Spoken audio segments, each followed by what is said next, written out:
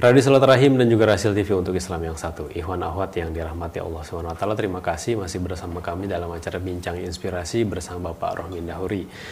Kita masuki sesi kedua, Ikhwan akhwat. Beberapa hari lagi kita akan memasuki bulan suci Ramadan 1438 Hijriah. Di kesempatan kali ini saya ingin menyoroti satu hal yang menjadi gagal paham tadi. Gagal paham bagi seorang muslim, kenapa kalau setiap bulan Ramadan kok justru pengeluarannya lebih besar dibanding bulan-bulan sebelumnya. Padahal Islam mengajarkan di bulan Ramadan itu harus fokus meningkatkan ibadah, bukan meningkatkan belanja. Nah, ini gimana nih Pak Rohmin, Anda melihat hal ini? Iya, jadi kan kalau kita belajar Al-Quran hadis kan salah satu tujuan utama itu beribadah kan supaya manusia itu menjadi takwa ya. Persis seperti dalam surat Al-Baqarah ayat 183, A'udzubillahi minasyaitonirrajim, ya ayyuhalladzina amanu kutiba alaikumusiyam kama kutiba alal ladzina min qablikum la'allakum tattaqun. Bahwa Allah memerintahkan kita umat Islam untuk berpuasa sebagaimana yang pernah dianjurkan oleh Allah pada umat-umat sebelumnya, supaya la'alakum tatakun, bertakwa kepada Allah gitu. Nah, salah satu wujud takwa itu ya cerminan pada saat kita melaksanakan ibadah saum Ramadan. Itu kan jelas. Coba misalnya dalam hal berbuka dan berpuasa. Pada saat berbuka misalnya kita nggak boleh berlebih ya. Bahkan disunahkan kan habis minum air putih dulu, kemudian kurma ganjil ya 3 biji. Setelah itu kita sholat maghrib dulu. Nah, itu supaya apa? Dalam ilmu kedokteran dan ilmu gizi itu supaya kita sehat, sehingga pada saat habis maghrib buka itu tidak makan karena sudah ada manis yang sehat ya, bukan manis gula tuh. Korma kan khasiatnya tinggi ya. Nah, sehingga kita makan karbohidrat pun sedikit gitu. Demikian juga pada saat sahur gitu. Kita disunahkan untuk mentahirkan ya. Kemudian sahurnya pun tidak berlebihan. Jadi kalau dari segi konsumsi aneh kalau ada umat Islam malah spending atau belanja untuk makanan dan minuman tuh berlipat ganda pada saat puasa. Jadi masih something wrong atau gagal paham tadi gitu. Demikian juga dalam pola ketika merayakan hari Lebaran gitu kan dianjurkannya habis zakat fitrah, kemudian sholat id berjamaah, kemudian sholat rahim gitu ya. Iya, hidangan pun harusnya sih seininya saja ya. Sama pakaian pun tidak jor-joran. Ini banyak umat Islam yang kaya kalau Lebaran justru pergi ke Monaco, pergi ke Makau, pergi ke Hong Kong begitu ya, dan seterusnya. Harusnya kan tadi mendekatkan. Nah, boleh memang dalam Islam juga ada gembira gitu. Cuman sekali lagi gembiranya bukan eksesif yang memboroskan sumber daya alam tadi. Wah, kalau Lebaran tuh buka puasa tuh di hotel-hotel besar tuh besarnya food wastage ya tuh. Sisa makanan itu menurut penelitian FAO ya. Jadi makanan yang terbuang tuh minimal 25% tuh. Kita pernah melihat lah kemubaziran itu. Sementara jutaan kaum muslimin ya pada susah mencari makan gitu. Ini kan berdosa. Itulah menafsirkan takwa itu salah gitu. Takwa itu seolah-olah hanya sholat, zakat, puasa gitu. Padahal takwa juga harus tercermin dalam ketakwaan sosial gitu ya. Menghemat sumber daya alam, berbagi. Dalam Islam kita menyimpan pakaian berlebih aja nggak boleh Pak gitu ya. Makanan berlebih tadi nggak boleh, ada hadis berhentilah sebelum kenyang gitu ya. Hikmah puasa salah satunya adalah melatih kita bagaimana empati dan simpati terhadap orang lain. Ini membangun jiwa sosial yang sangat tinggi, apalagi di tahun-tahun belakangan ini kita sebenarnya harus bisa melihat dan belajar gitu dari kejadian-kejadian kekurangan pangan di beberapa negara. Kalau di bulan-bulan terakhir kemarin kan di Afrika gitu sampai ada kelaparan massal. Di Venezuela udah bangkrut aja tuh ya, gitu makanan ya, susah itu ya. Sudah susah gitu ya. Nah, bagaimana supaya bisa membangun pribadi yang peduli terhadap orang lain dari ibadah puasa nih? Pak Rohmin? Karena kan lapar, kita lapar ini merasakan orang yang kelaparan tuh ya kayak seperti ini gitu, tapi tidak ada pelampiasan nanti pas buka gitu harusnya. Gimana? Ya tadi tujuan utamanya kan meningkatkan ketakwaan ya umat Islam yang melaksanakan ibadah saum Ramadan. Tapi fringe benefit ya atau manfaat tambahannya itu begitu banyak untuk kesehatan, untuk tadi berempati ya, karena secara kejiwaan kan harusnya kalau lapar tuh ternyata menderita gitu ya. Lapar tuh melemahkan tubuh kita, lalu harusnya timbul kesadaran untuk berbagi daripada kita mempunyai harta makanan berlebihan. Kan mubazirun kan dekat ke setan kan ke neraka gitu ya. Nah jadi harusnya betul salah satu hikmah dari ini ibadah saum Ramadan adalah menimbulkan rasa solidarity gitu ya antar sesama insan ya. Lagi-lagi bukan hanya dengan muslim, itulah indahnya ajaran Allah itu. Tetapi berbagi itu kan waktu the golden age of muslim atau masa kejayaan umat Islam dari mulai Fatu Makkah sampai kalau nggak salah abad ke-17 itu tidak ada mustahik zakat kan, tidak ada mustahik zakat di negara-negara Islam atau orang-orang yang apa namanya, yang mustahik itu apa, yang memberi, yang mustahik yang menerima ya? Yang menerima, yang layak untuk menerima mustahik karena orangnya udah makmur semua gitu. Itu dibagikan ke negara-negara non muslim gitu ya. Nah cuman kan, pertanyaannya kenapa umat Islam masih koret aja gitu ya, yang kaya-kaya gitu? Karena tadi tidak gagal paham gitu ya, tidak ada ilmunya. Betul. Harusnya kan persiapan menjelang puasa ini kita baca buku-buku fikih gitu ya. Apa sih landasannya? Tadi tujuan utamanya kan untuk takwa.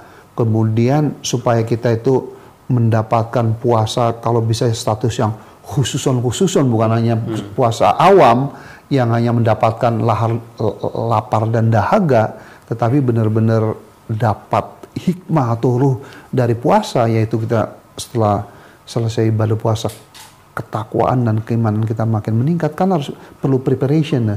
Preparation dalam arti ilmu, apa yang diwajibkan, disunahkan, dilarang, makruh dan seterusnya ya, maupun preparasi dalam spiritual dan fisik gitu menghadapi puasa gitu ya.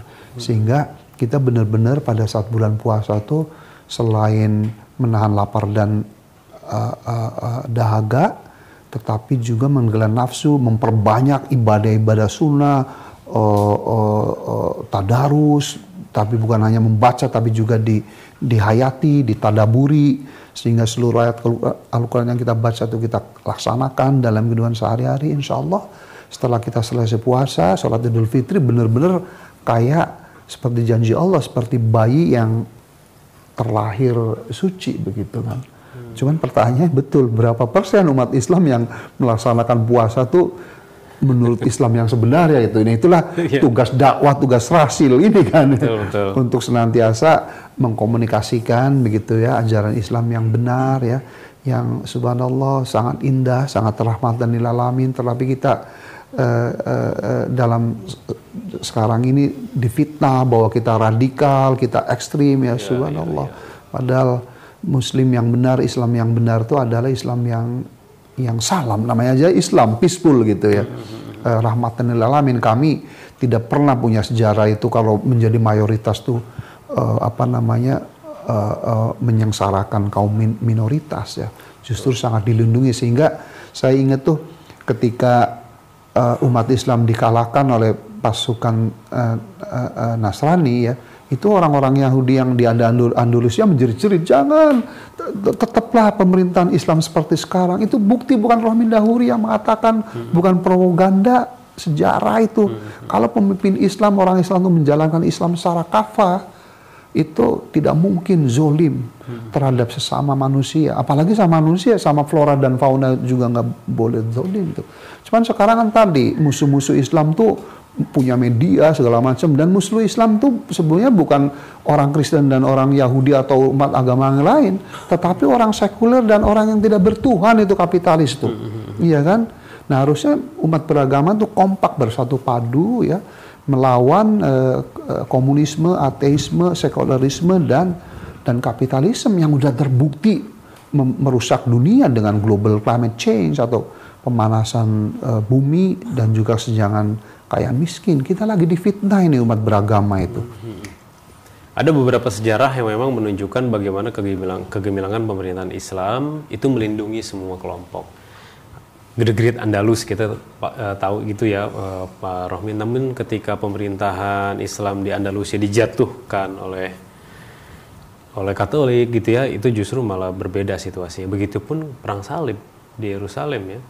Ketika King Richard yang berkuasa merebut dari kaum muslimin, banyak yang berjatuhan, darah bersimbah, tapi ketika Salahuddin Al-Ayyubi yang merebut kembali Yerusalem justru malah mereka terlindungi gitu ya. Ini sejarah-sejarah fakta gitu ya.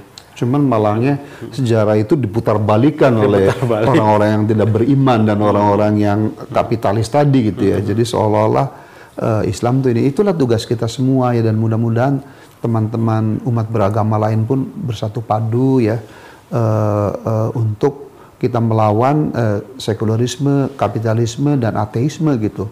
Karena sekali lagi ajaran muamalah kita itu sama kok untuk kebaikan. Yang berbeda kan tauhid ya. Makanya dalam ajaran kami Islam ada surat Al-Kafirun lakum dinukum waliyadin tuh. Sepanjang kita itu tidak menyentuh masalah akidah beragama gitu ya.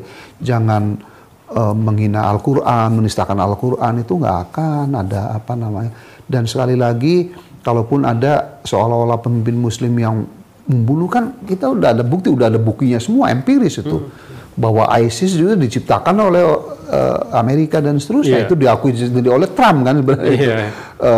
Apa namanya, Al-Qaeda juga diciptakan ya, supaya si Saddam Hussein itu tunduk, minyaknya dikuasai dan seterusnya gitu.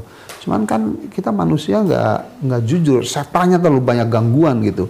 Jadi kompak dengan orang-orang ateis, komunis, sekuler, kapitalis ya, kita diadu domba antar umat beragama gitu. Sangat penting Indonesia menjadi contoh teladan ya, bahwa kita hidup dalam kemajemukan beragama yang rukun, harmonis gitu. Kuncinya satu tadi, jangan pernah menyentuh akidah. Tapi sekali lagi kalau muamalah sama. Coba, kita kan tahun 1988 pernah kompak tuh antara umat Islam dan Katolik waktu konferensi dunia tentang kependudukan, melarang yang namanya aborsi itu. Kan sama gitu sebenarnya. Cuman sekali lagi begitu akidah itu diterabas oleh satu umat terhadap umat yang lain, itu yang menimbulkan apa namanya perpecahan. Gitu. Baik. Pak Rohmin, kita kembali ke hikmah puasa tadi ya. Salah satu hikmah puasa juga yang perlu muslim ketahui, ini budaya berhemat, Pak Rohmin. Kita melihat sekarang ya fakta di dunia saat ini, hidup hemat tuh sepertinya jadi sesuatu hal yang sulit. Apalagi kebutuhan-kebutuhan dasar pangan manusia itu sekarang kan sudah terbatas juga, sumber daya alam juga terbatas, sementara budaya hematnya sudah sulit gitu untuk dijalankan. Bicara tentang pangan, banyak negara yang tertinggal dalam hal pangan. Bicara tentang energi juga banyak negara yang tidak punya sumber energi bahkan gitu ya, tapi hematnya sulit. Seorang muslim itu kan seharusnya mencontohkan bagi seorang yang harus berhemat gitu. Dia peduli terhadap lingkungannya, peduli juga terhadap alam gitu ya. Ini bagaimana Pak Rohmin kita untuk melangkah ke hal tersebut? Iya, jadi kembali ya bahwa ajaran Islam itu mengutamakan akhirat dan kesederhanaan. Tetapi sekali lagi bukan berarti kita nggak boleh kaya. Boleh kaya, tetapi kekayaan itu harus untuk menggapai ridha Allah.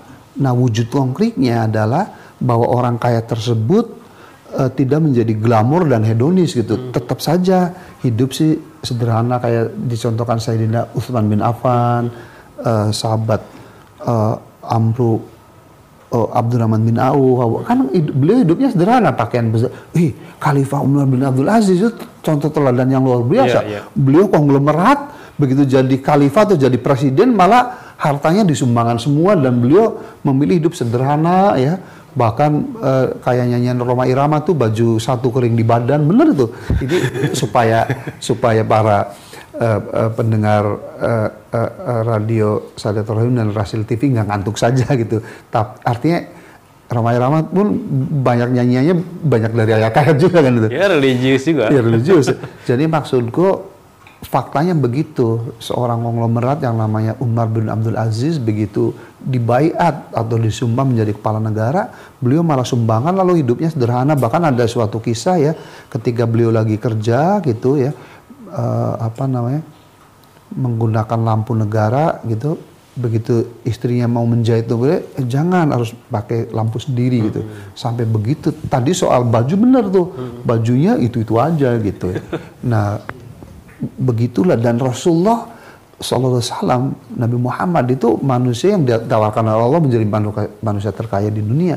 Tapi yang beliau pilih kan, biarlah aku jadi orang sederhana kan, sehingga tidur pun di pelepah korma. Kalau nggak salah saya Umar bin Khattab, ya Rasulullah, biar aku belikan kasur lah. Rasulullah menjauh, apakah nanti di akhirat kamu yang menanggung hisab gitu ya. Nah, jadi harusnya sekali lagi, kalau dalam rangka ini hikmah berpuasa, kita lapar supaya empati kepada sama, dan banyak di dalam bulan puasa kita harus baca Al-Quran, menghayatinya, demikian hadis, buku-buku ulama banyak sekali ini, buku Islam banyak sekali di sini tuh. Kita baca, nah insya Allah kita akan mendapatkan ilmu. Oh, supaya mendapat makrifat puasa, supaya kita menjadi orang beriman bertakwa tuh begini loh prosesnya. Tadi kan Islam tadi input, proses dan output gitu. Jadi kalau prosesnya itu benar-benar secara Islam yang kafah, yang menyeluruh dan itiba, insya Allah output dari puasa itu tadi menjadi pribadi yang ini menarik loh. Dalam 10 tahun terakhir ini banyak buku-buku ekonomi judulnya shared economy. Itu yang nulis orang-orang kapitalis. Mereka sadar juga kalau ekonomi itu hanya, atau harta itu hanya berputar di segelintir orang saja, itu akan malah petaka sekarang gitu. Harus share itu berbagi gitu. Itu 15 abad yang lalu Al-Quran sudah mengatakan begitu gitu. Jadi saya berkesimpulan, sooner or later, cepat atau lambat, akhirnya manusia itu kembali ke Allah juga. Cuman kalau kita Muslim cicing wae kan berdosa gitu. Kita harus berdakwah begini, karena tugas manusia juga balighu anni walau ayah gitu. Sampaikanlah apa-apa yang dari Rasulullah SAW walaupun satu ayat gitu.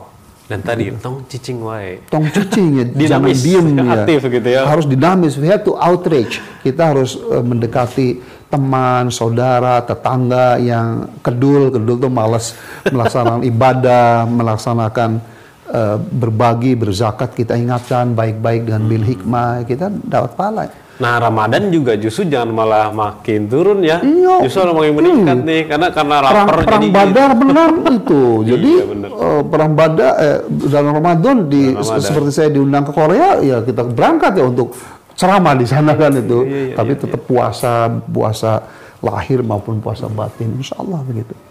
Pak Romin, kenapa sih kalau di Indonesia gitu ya menjelang bulan Ramadan ini tuh ada kebutuhan pangan naik gitu, harga sembako naik gitu ya.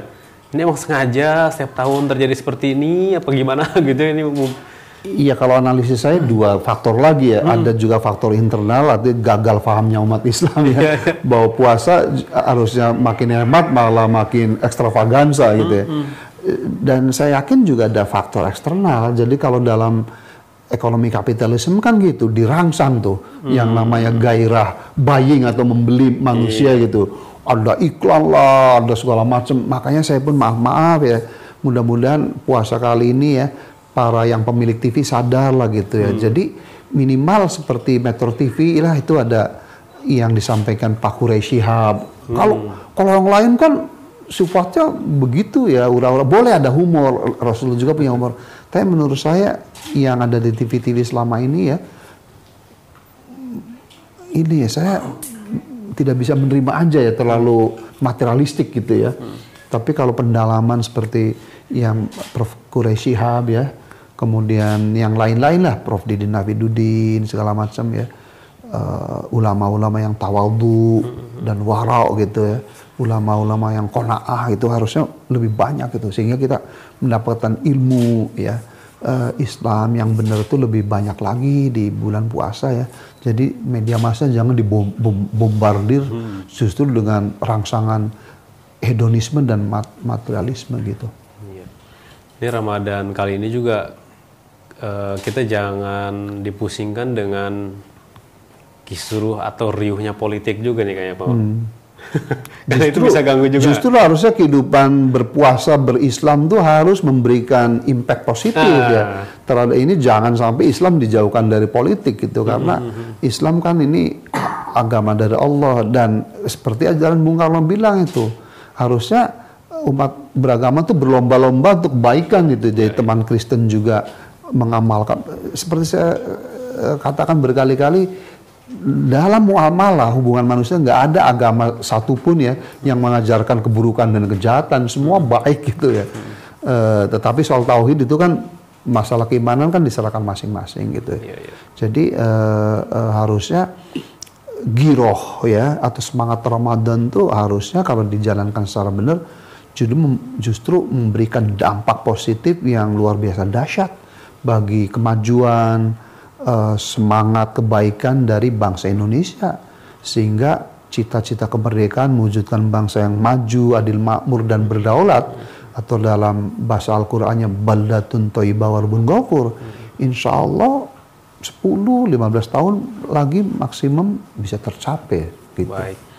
Satu pertanyaan lagi Pak Rohmin, ini salah satu hikmah puasa bagaimana kita nanti bisa menguatkan ukhuwah Islamiyah, khususnya untuk menghadapi segala serangan gitu ya, bisa menghancurkan kesatuan kita, yang bisa menghancurkan keharmonisan kita di negara ini, yang bisa menghancurkan kebinekaan kita. Itu gimana tuh Pak Munir? Pak Rohmi? Ya jadi ya salah satu ajaran Islam kan untuk teposliro ya, istilahnya tasamuh ya, kalau ada tasamuh gitu.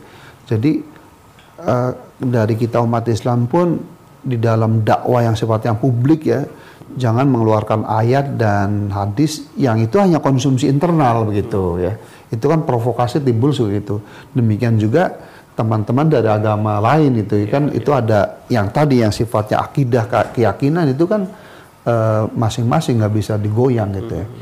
Nah kemudian pada tataran implementasi kemanusiaannya, sekali lagi kalau kita amalkan seluruh ajaran Islam tadi, semangat berbagi, selamat adil, itu dalam surat An-Nisa kan gitu. Dalam menentukan hukum pun jangan karena kita berbeda suku, agama dan lain-lain lalu tidak adil. Lihat bagaimana akhlak Islam yang ditersemikan oleh Sayyidina Ali bin Abi Thalib waktu peristiwa baju besinya dicuri oleh orang Yahudi gitu. Kalau secara bukti material memang yang salah Sayyidina Ali secara material ya, secara fisik gitu ya. Dan pengadilan memutuskan salah Sayyidina Ali, tetapi secara kebenaran yang sejati, yang tahu kan si orang Yahudi tadi, dia mencuri gitu. Cuman dia dengan tipu muslihatnya secara akhirnya justru masuk Islam orang Yahudi itu karena begitu adilnya.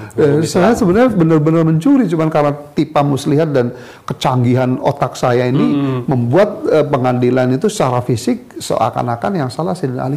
Betapa indahnya Islam. Jadi kalau Islam diterapkan secara kafah, Nabi hampir 100% dakwanya nggak ada yang pakai dar-der kekerasan. Beliau hampir meninggal waktu dakwah di Taif.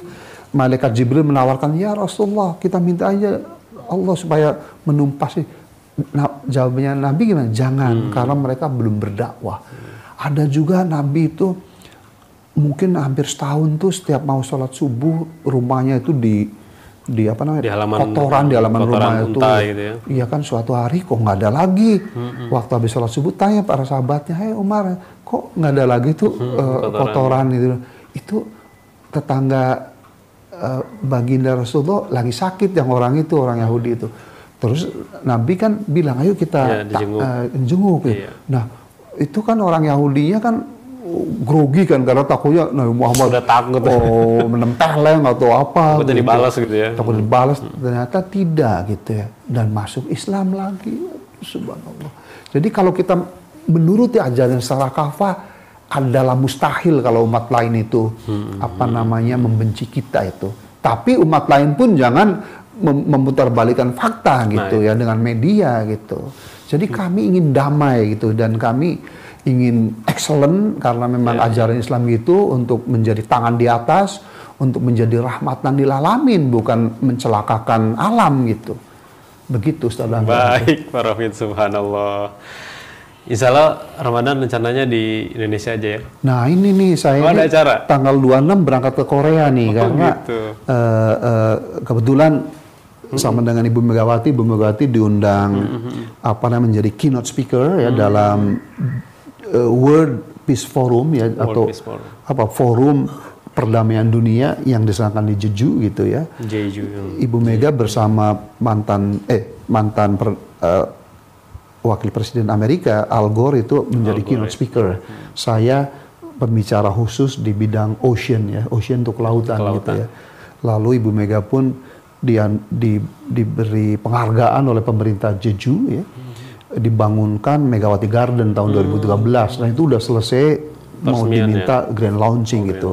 Saya sebagai semacam ketua rombongan gitu ya. Berarti munggahan di sana ya? Iya, mohon doa kita semua bersaum ya di tanah ginseng sana gitu. Baik, Pak Rohmin, semoga selalu diberikan kesehatan ya Allah SWT. Amin ya Terus rabbal segala alamin. aktivitasnya Ustaz juga gitu ya. Selalu diberikan perlindungan oleh Allah. Amin ya rabbal alamin. Insya Allah kita nanti akan bisa siaran lagi di Rasil. Terima kasih banyak Pak Rohmin. Sama-sama. Ikhwan akhwat yang dirahmati Allah SWT, demikianlah bincang inspirasi kami bersama Bapak Profesor Dr. Insinyur Rohmin Dahuri MSc. Semoga apa yang beliau sampaikan bermanfaat bagi kita semua. Saya Angga Aminuddin, ditemani pejuang dakwah ada Muhammad Ondi dan juga Muhammad Rian undur diri. Billahi taufiq wal hidayah. Subhanakallahumma wa bihamdika asyhadu an la ilaha illa anta astaghfiruka wa atubu ilaik. Assalamualaikum warahmatullahi wabarakatuh. Waalaikumsalam.